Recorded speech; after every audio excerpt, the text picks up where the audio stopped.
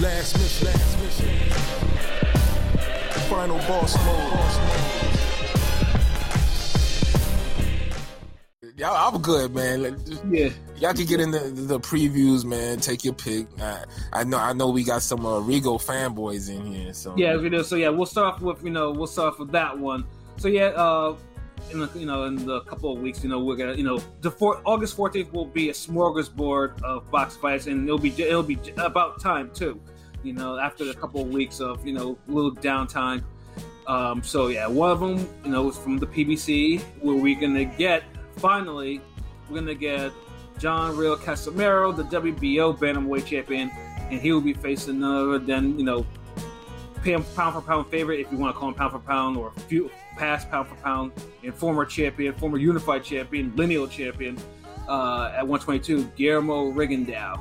And Rigo, obviously, he's 40 now, but in Cuban age, he's probably like 48 or 49.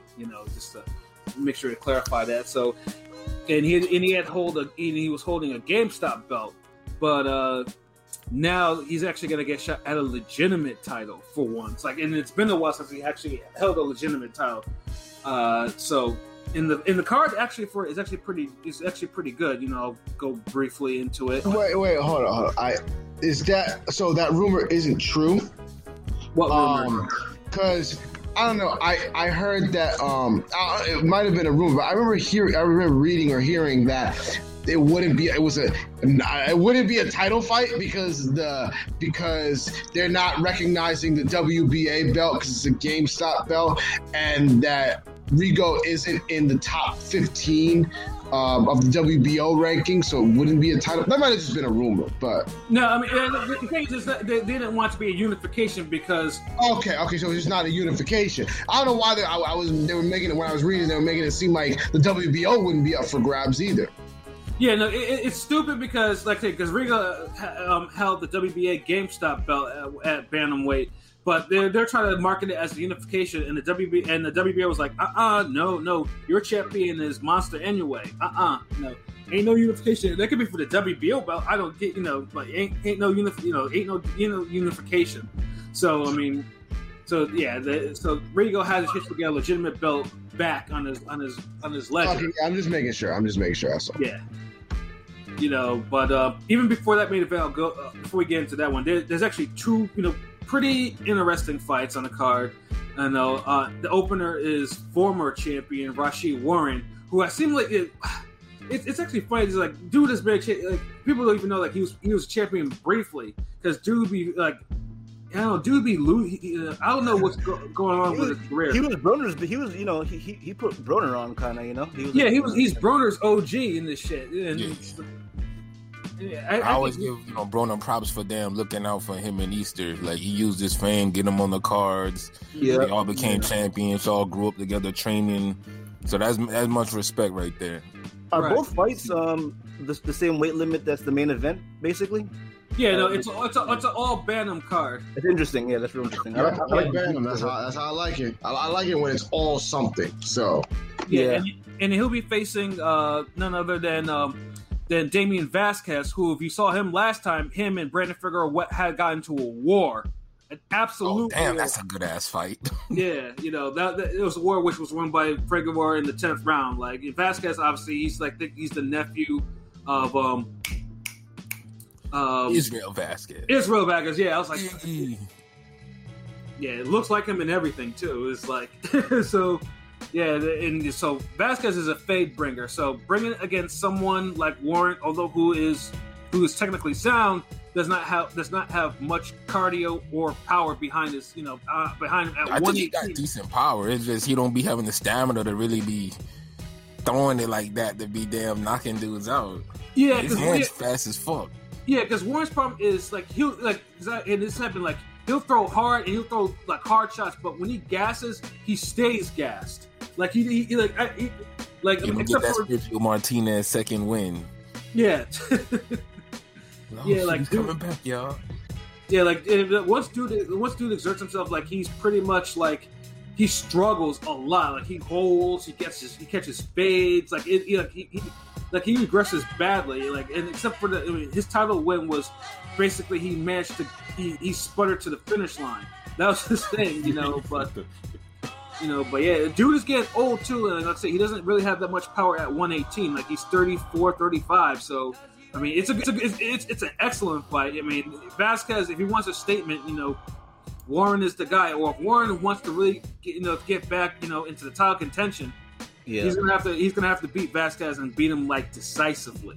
Yeah, that Ubali loss kind of halted Warren, Yeah, that was like. In fact, this too, Ubali was his Olympic rival too, so it wasn't like Ubali was beating. Oh yeah, I remember that. Yeah, in the Olympics too. So like some things don't change. Like there's some people you just don't beat, and Warren has that with him.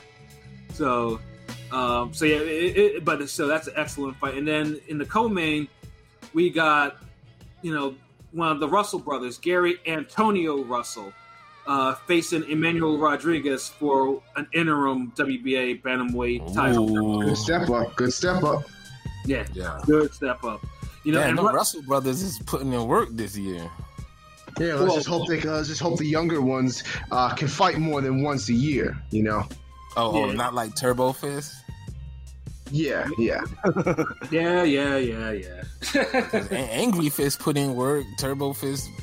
Out there. I don't know what we gonna call this one. Well, I mean, in this last fight, in Gary Antonio Russell, I mean, he had a hard time with Payano because Payano was kind of rugged, and extremely. Although he won, it wasn't his best performance, but he did win that fight. And this is why people have Monster, pound for pound top 3.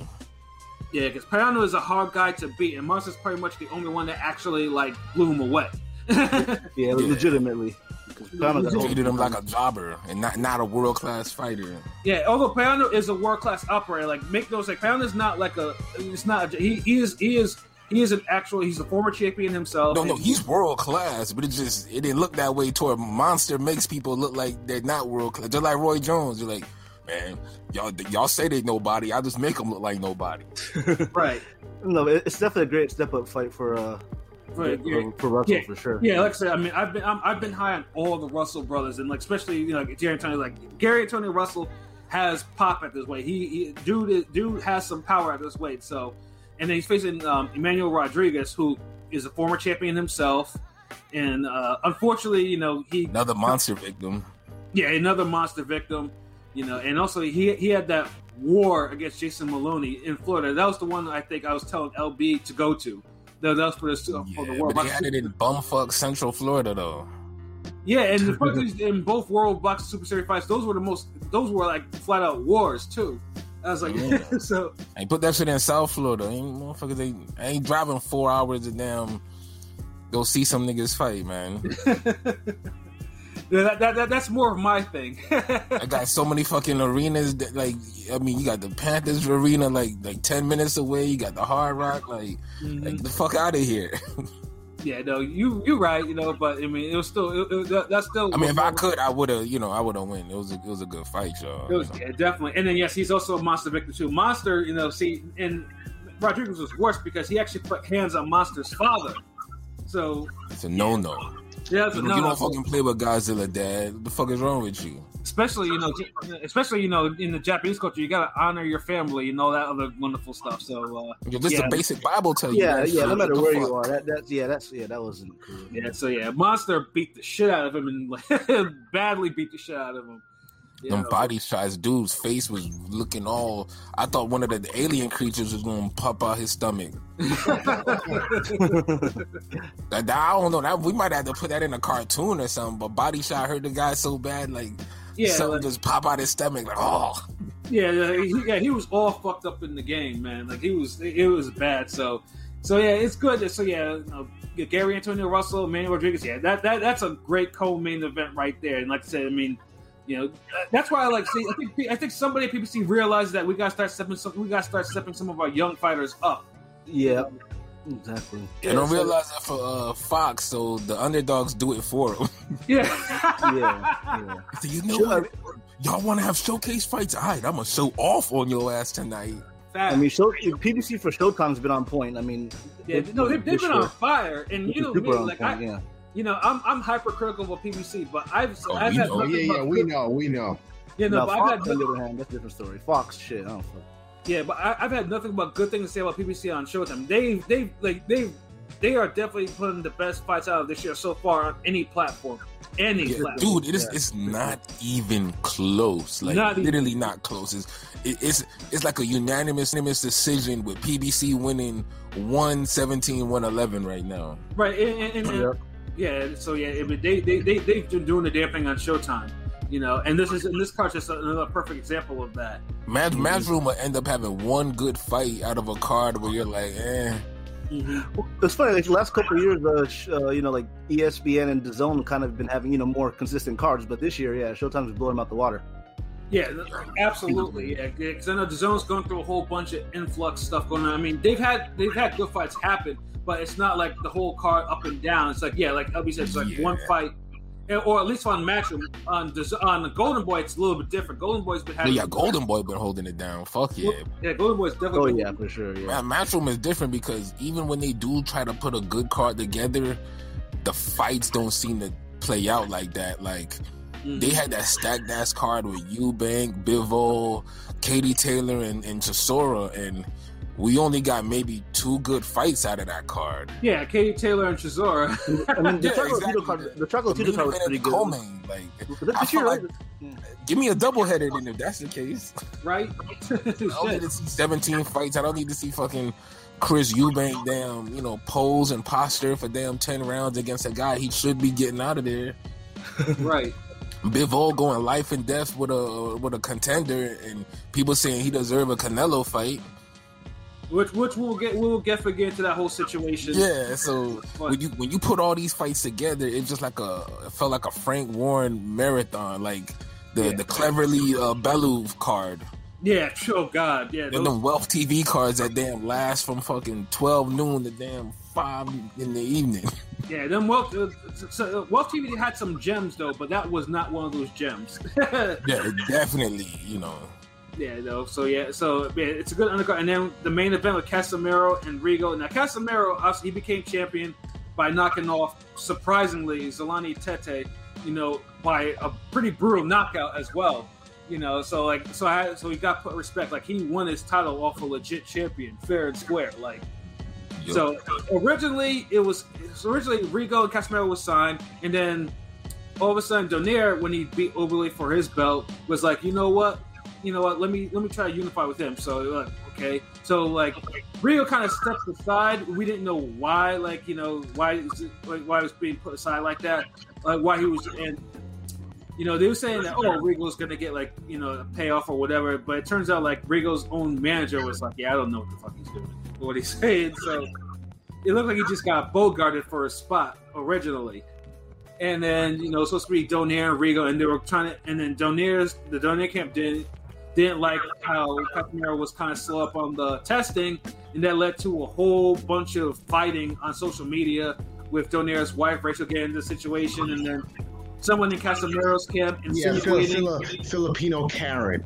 Yeah, and then the worst thing was someone in Filipino in Casimero's camp was was kind of hinting that the Donaire's kind of maybe had an open marriage and they were kind of freaks in a way, and that's up all types of shit.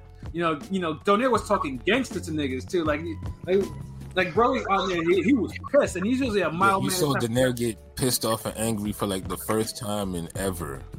Yeah, he cursed and everything. It's I don't give a fuck about that. She's like, yeah, Donaire, you're a legend. I don't give a fuck about that shit. I'm like, shit. Dude was talking straight gangster. I was like, oh shit, I didn't know Donaire had he can. Who the fuck? Are we running up on Donaire now? He's an OG. It's just to look it doesn't he doesn't look like an intimidating person. So to hear him talking gangster shit when he looks like the Filipino Peter Parker is just funny to me. Singing karaoke and shit. Singing karaoke. Whoever's handling Rigo's Twitter is hilarious. Whoever's doing this tweet. Yeah. Rigo's Twitter saves lit, yo. Yeah. And I think too bad his face ain't like that. Oh, I'm gonna leave that alone. We gonna be making our predictions. Go ahead. I know I'm gonna hear Rigo by damn decision, Rigo by decision, then Casimero by knockout. Says who? I mean, I said it 3 times. Y'all picking Rigondeaux to knock dude out? Yes. Oh, okay. Ooh. Okay. Yes. He said that with his chest. You know, say it with your chest. Yes, nigga, he's getting his face caved in. I think so too. I'm with P. I don't know if I'm always with P here, but pause. But yeah. See, I've been going back and forth on this because, like I said, I mean, Rigo for all his criticisms, Rigo has all-time great power at his weight. At 122, 118, dude is a murderous puncher, but unfortunately his style is not conducive to the type of power he has. Like, dude, and he's older now. Because I mean, one thing. Punch though. Yeah, the one fight obviously that makes it hard for me to say Rigo originally is that fucking Seahawk fight, because Seahawk was lighting him up like I've never seen him get lit up before. Even when he fought that Japanese fight, like, dude was lighting him up so badly. I'm thinking to myself, man, like, Rigo's might get knocked out by this dude. And then, of course, like I say, Rigo's power bailed him out in that fight. And the ref helped him. That was like a Tekken tag little moment right there. Ref said, "Okay, whoa, we're not getting a PBC upset tonight." Al has money on this guy. Like, we gotta get a return of interest or something on him before we let him take some L's. Yeah, so I see what they did, but Rigo's talented. He's one of the most skilled fighters in the last 20 years, absolutely, like, easily. I mean, like I say, the way he treated Donaire before Donaire actually got knocked out. Like, I mean, Donaire, like, when he beat Donaire was like top. He was like pound for pound, like top 5 at least. Yeah. So like he was like coming off Fighter of the Year. Yeah, and this is Donaire that already 1,000. Cause. Yeah. Like Donaire had like belts. Still got dropped though, so I don't call it a complete performance. Yeah, no, he did get that, but it was one of those things like Donaire got, he got dropped, but he came back and was taken. And Donaire had Donaire's glove glued to his face by the end of the fight. He was cracking Donaire hard, like, my goodness. Yeah. So it was good. So, but then. And the funny thing is, Donaire is the only one that actually wants to smoke with him again. And, we've talked about... Because Donaire, he didn't give it his best shot. Donaire wasn't training seriously for Rigo. For whatever reason, and they said it themselves.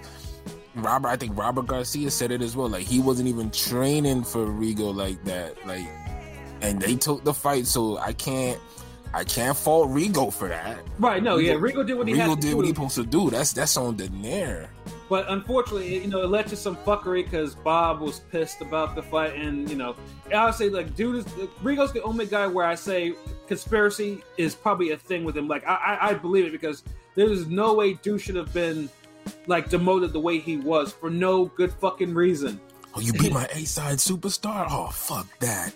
Yeah, he put him on HBO Latino, and then he had to fight in Japan for a little bit to get fights, and then occasionally he was brought back on one-offs where he kind of stunk up the pay-per-view, and then he went to Top Rank and lost to Zero. And dude been getting opportunities. He don't always look his best in these opportunities, and I think that's what kind of hurts his career. Right, and that's why I'm like, this is probably his last real opportunity, because he has a chance to. Because Casimero is a quality operator. He's a quality, and he's a tough fighter too. So it's like, this is probably. He punches from all angles. Like, you can't beat Rigondeaux on some regular methodical shit. Like, Rigondeaux's defense and poise is just so advanced. Right. He sees a lot of the regular punches you try to do, the basic shit like jab, 1-2, left hook, right, shit like that. Yeah. And Rigo's offense is basic as well, but it's so precision based. Where so precise. If you come at him that way, you're gonna get eaten up. But Casimero, he doesn't come at you on no methodical, 1-1-2 bullshit. He's wild. He's teleporting and he's hitting you from hooks and angles, upside down, all types of crazy shit. And that wildness, I think, will be his undoing. Yeah, but it's focused wildness. It's not just no Mayorga hands down, just come at you winging shots on some barroom brawl shit. It's not even on no Figueroa shit where he looks completely open for it. It's just on some wild, aggressively skilled shit. Yeah, dude. I don't know. He's still kind of hittable and open for some counters his way. Of course he is. And this is Rigo we talking about, but I'm not gonna put him on the same level as a Brandon Figueroa, who people think was hit, was ready to get hit with everything. Right. And he still mows you down and beats your ass. Yeah, and like Casamero's one of the few fighters I've seen that actually can knock niggas out with like dragging uppercuts and shit like that. So it's Thank you. Yeah, and that's what I was talking about. Like he hits you with punches you don't even expect, and them shits hurt. Yeah, and that's why I was like, and honestly, yeah, the unorthodox shit is probably it was probably what you're gonna need against Rigo, like to actually try to beat him. You know, yeah, so that's Rigo's gonna try to walk you into an uppercut with his left hand. Mm-hmm. Like his offense is kind of basic to me. It's always been that way. Like, but it's still good. Like he times you with a hook or an uppercut, but he could time him with that hook. Yeah, you can make basic shit A1 with timing. I see Rigo countering him with something serious. Right, I see the right hook. Him using the right hook to oblivion. Yeah, stinging the pocket. It'll be there. It will be there. He better get off first with that shit, because as soon as he start getting pressed backward, then. But Rigo, I think Rigo still has Rigo's legs aren't what they are, but he still has hand speed. Like he's still quick. Yeah. So I can see him getting off first because he's quicker. Yeah. Rigo definitely. One thing that Rigo is GOAT level at is setting traps too. Like he knows how to set offensive traps. He does it like from bottom up, like foot feints. Yeah, nah, this nigga, like you talking like this nigga's Lara. Like no, Lara basic too. Like a lot of the Cuban boxers are basic as fuck. But they bring basics to a high level. So you I know what you mean. They're textbook. They're basically. No type of cerebral shit from these guys like that, as far as like, okay, fluid combinations where they're mixing punches left and right. This thing, you're not seeing that with these guys. You're seeing a fucking 1-2, and you're gonna see a fucking uppercut. Right. Yeah. I mean, you see that with all of them. Really, like Casimero was the only, and Casimero and Gamboa were the only Cuban boxers I've seen where they mix up shots where you're like, okay, these guys can catch you with anything. You know. They're not predictable. Yeah, no. Absolutely. So I mean, that's why I said this is a great style clash, and I know P and Pilot gave their predictions. By the way, what round are we talking about, fellas? You didn't say that. 8th round. Ooh. 9. Ooh. Up in 9. All right, LB. What about you, bro? Nah, you, nigga. Nick, why have to be third, bro? Why can't I be last? nah, not on this one. I just want to see what we're dealing with. You know what I'm gonna say. Yeah, I know what you're gonna say. So here, I'm gonna say Rigo, but it's gonna be like a 12th round knockout. Ooh! Wow! Ooh! Damn! So no old niggas versus young niggas this time. Like, no, the young niggas with the old niggas. It's up to you, LB. It's up to you, LB. I mean, Casimero gonna knock him the fuck out. Might be a TKO. Oh shit! What round? I can see the 6th round. Damn. Okay. Like I said, I mean, this fight, like I said, for sure will pretty much tell us where Rigo is in terms of. I mean, like he's clearly not legs wise. Yeah, his legs are going, but he still punches hard as fuck. So it might be earlier. Like I don't think he needs to get Rigondeaux comfortable. Because Rigondeaux might be more vulnerable early, and I feel like he just jump on Rigondeaux. Don't let Rigondeaux get a chance to download him, and just apply the pressure and just beat his ass. Easier said than done, but we're not talking about a regular guy off the street. We're talking about a world champion. So, right, we'll see. It's a good even fight, though. I think Casimero should be the slight favorite because of youth and everything. Yo, I haven't even checked the odds on that fight. I haven't seen any odds yet. Hold up. But I wouldn't be surprised if Casimiro's the favorite. I just don't think he's a big favorite. No, I think he's definitely the favorite, but just by how much, I don't know. Actually, I'm looking it up. I'm looking it up right now. Wait, what the fuck? If Rigondeaux was to win, I wouldn't be surprised.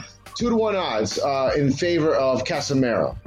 2-1. Okay, damn. So they looking at it like I look at it. This is a close fucking fight. Yeah. So I mean, like I said, Rigo. I mean, I do think there's gonna be some knockdowns. I mean, I do think someone's gonna hit the deck in this fight. You know? Oh, agreed. Yeah. I mean, because I don't think. I mean, Rigo although he has some good recovery, I don't think he's gonna take Casemiro's punch. He has a cold chin. That's what I'm saying. If he gets clocked good early and Casemiro could keep going, he gonna hurt Rigondeaux bad and get him out of there. Like, he can't afford to make this a boxing fight. Like, I love this dude. Yeah, and Casemiro, I mean, he only has one knockout loss in his 4 losses, and that was like years ago. That's when he was at it was like flyweight. Yeah. Yeah. So I mean, it's definitely a good fight, and like I'm looking forward to it. Like I said, pretty much the winner will probably either try to make a fight with Monster or make a fight with Donaire, one or the other. Probably Donaire. Well, it depends if it's Casemiro. I can see that bullshit serves, but this time it should really happen. That's not gonna happen. They'd have to submit the testing and be on the up and up, issue a public apology, all that shit. Yeah, which, I mean, I'm sure they will, because he, like, in that live stream, he was kind of bending the knee. He was kind of walking back, like basically begging for the fight. So it's too late after all that shit talking.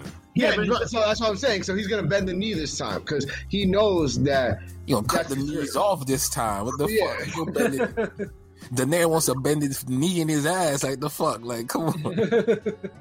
Yeah, like, I mean, because I know Donaire, like, they pull up because you know what, you're not being a gentleman, you're not being shit with this test. And this is the thing, they from the same fucking country, bro. So imagine, I mean, come on, you gotta look at Donaire level. Like, imagine a motherfucker who he's rubbing the same place as you, and your success has helped his success. Right. Yeah. And you know, and Donaire was giving him money. Donaire was giving all those Filipinos, the younger Filipinos, money. Like, right. Exactly. So you got a motherfucker, it's like, nah, nigga, fuck you, fuck your wife, fuck this, that, I'll smack you up, that. Like, dude, get the fuck out of here. I mean, come on. Dude, you know the type of bow down you would, like, dude, you would literally have to fucking get on your knees after the fight, after you win, and fucking apologize on some heartfelt shit. Right. Send flowers, all the, like, you would really have to be like, hey, man, you know, we both Filipinos, we shouldn't be fighting against each other, you know, we should be rooting for Pacquiao to do it, like, come on, like, you know. But and this is looking for Spence, because I mean, all these Filipinos they winning big this year. I don't know. That'd be a crazy trifecta if Pacquiao pull it off. Being half Filipino is tough for me because I was raised in Hawaii and everybody dick rolled Pac-Man so much it kind of gave me a disdain for him. But you know, it's tough. Yeah, that's right. You are half Filipino, aren't you? I'm a nigga Pino.